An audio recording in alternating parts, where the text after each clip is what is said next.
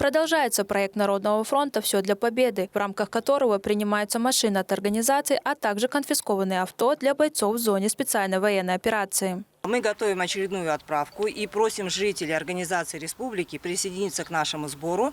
Сейчас мы собираем машины повышенной проходимости, а также квадроциклы и мотоциклы горные. Ребята к нам обращаются постоянно с заявками. Сейчас очень востребованы именно квадроциклы и мотоциклы, потому что несут они большие потери именно в технике. Организация вносит свою лепту в защиту нашей Родины, передавая на пользование военнослужащим транспортные средства. Тувинский филиал в первый раз участвует в сборе автотранспорта в зону специальной военной операции. Машины полностью на ходу, капитально отремонтированы и не нуждаются в ремонте на данный момент. Владимир Белобородов надеется, что доставленный транспорт принесет пользу нашим ребятам.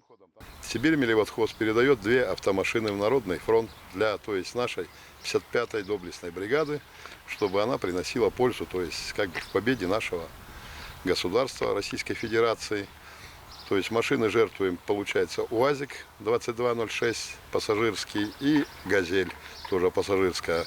Благодаря российским железным дорогам теперь отправки транспортных средств происходят на регулярной основе. С начала этого года на пользование военнослужащим 55-й бригады было отправлено 18 машин. Айсу Монгуш, Буян Оюн, Доржусат, телеканал Тува-24.